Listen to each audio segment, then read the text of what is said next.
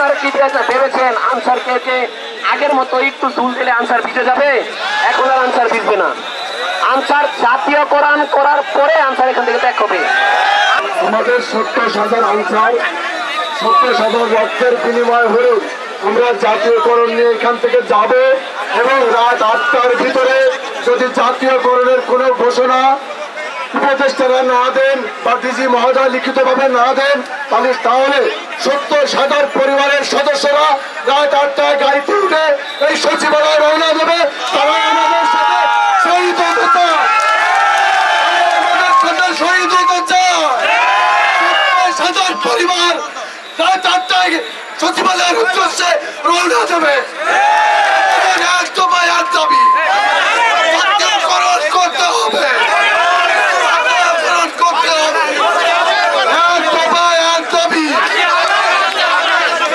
আমাদের যে কোনো সিদ্ধান্ত আছে সেটা ডিজি স্যার আমাদের সামনে এসে কথা বলতে হবে। আমরা সমন্বয়ের সন্ধ্যা আমরা তো চাকরি আছে কিনা সেটা সন্দেহ। আমাদের আমাদের সামনে আমাদের এবং আমাদের সরকারি দিয়ে আমাদের সিদ্ধান্ত দিবে। তারপর আমাদের সারা বাংলাদেশের সমন্বয়কদের তাদেরকে পাঠিয়েছিলাম আমাদের একটা সমন্বয় আনার জন্য, কিন্তু তারা সমন্বয় আনলো, তারা সিদ্ধান্ত দেবাকে আমাদের সিদ্ধান্ত আমাদের দিকে বয়ে দেবে। অন্তর্বর্তী সরকারের সমন্বয়ক যারা আছে তারা প্রেস ব্রিফিংয়ের মাধ্যমে আমাদের জানানো হবে তাদের এই দাবি আমরা মানে না, মানব না। আমাদের সমন্বয়কারী গেছে আমাদের মানুষের কিনা উনি আসবে আর না হয়তো বিজেপির আসবে, তার আগে আমরা এখান থেকে যাবো না। আবার কিছু এখানে কথা আছে, কোনো কথা দাবি জাতীয়করণ জাতীয়করণ জাতীয়করণ জাতীয়করণ আমাদের দাবি আর নয় চুক্তি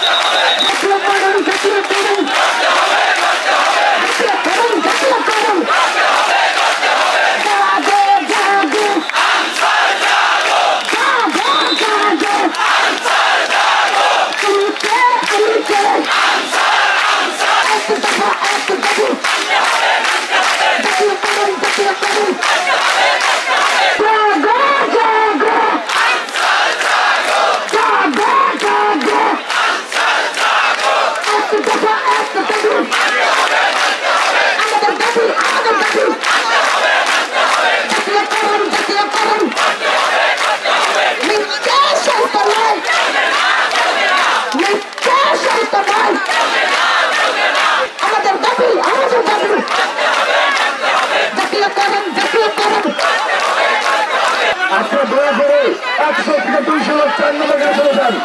আপনাদের কাছে অনুরোধ করতেছি,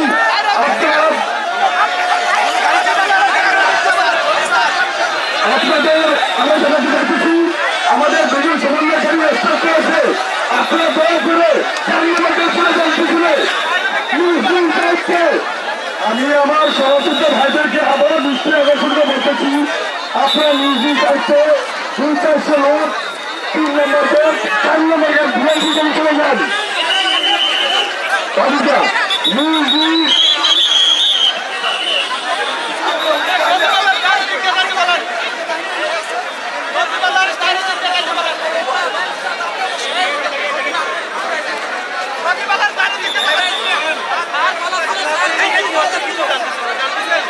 ওই দিক থেকে ডিজিটাল বের হয়ে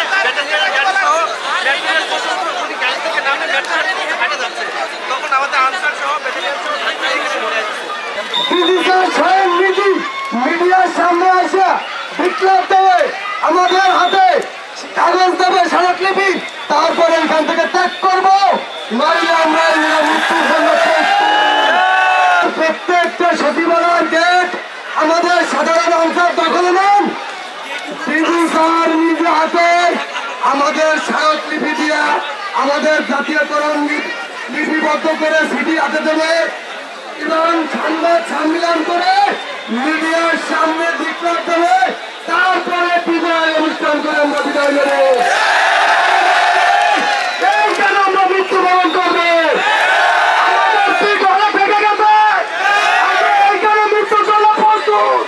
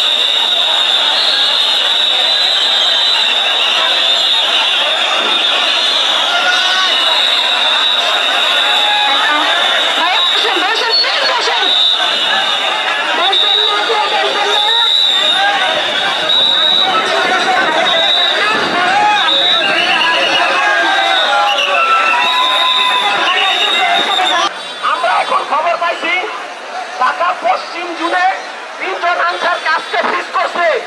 ওই দিনটা আমাদেরকে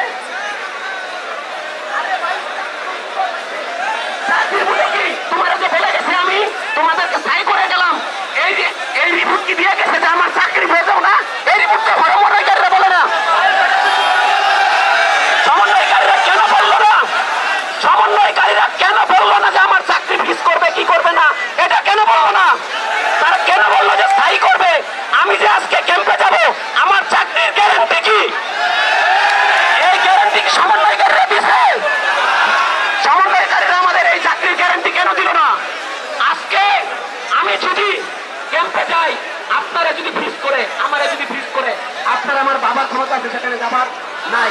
তাহলে সমন্বয়কারীরা হয়তো এই জিনিসটা মাথায় আসলো না, তাই যে স্থায়ীকরণ করে চলে গেল যে আমাদেরকে যে আনসার এখানে আসছে, আমাদেরকে যারা হুমকি দিতেছে তাদের মাঝখানে আপনারা সরিয়ে দেন। ডিজি স্যার আপনারা একটু কাইন্ডলি আপনাদের জানিয়ে দেন যে আনসার সদস্য আমাদের এখানে আসছে, আপনারা যে আমাদেরকে বলেছেন যে স্থায়ী করছেন, আমরা এটা চাই না, আমরা চাইছি জাতীয়করণ। কিন্তু এখন আমরা একটা জিনিস বলছি, আপনারা সমন্বয়কারীরা এই ঘোষণাটা কেন দিলেন না? আমার চাকরির গ্যারান্টির ঘোষণাটা কেন দিলেন না? আপনারা কিভাবে মেনে গেলেন যে স্থায়ীকরণ হয়েছে আমরা মান্য গেলাম, আমাদেরকে জানাই দিলেন? আর এটা আপনি জানানো কে? এটা আপনি কে জানাবেন? এটা জানাবে আমাদের প্রধান উপদেষ্টা, না হয় আমাদের ডিজি স্যার। তাহলে আপনি এটা জানানো কে? আপনি কেন এটা বললেন না যে আমার চাকরির গ্যারান্টি আপনি দিয়ে যান না? আপনি কিভাবে বুঝতে পারলেন? আপনার মাথা কি এই জিনিসটা আসলো না? আমাদের এক দফা এক দাবি, যাতে আমাদের দাবি কি? এক দফা এক দাবি, এক দফা এক দাবি, এক দফা এক দাবি। লেগেছে লেগেছে লেগেছে লেগেছে লেগেছে লেগেছে লেগেছে লেগেছে। আর আমরা জাতীয়করণ ছাড়া মাঠ ছাড়বো না। আপনারা কি ভেবেছেন আনসারকে যে আগের মতো একটু চুল দিলে আনসার ভিজে যাবে? এখন আর আনসার ভিজবে না। আনসার জাতীয়করণ করার পরে আনসার এখান থেকে ত্যাগ হবে। আমরা কিন্তু সেই আগের আনসার না, আমরা 24-এর স্বাধীনতার আনসার। আপনারা বসেন ভাই, প্লিজ বসেন, আমাদের মাঝে মধ্যে আমার কথা বলুন।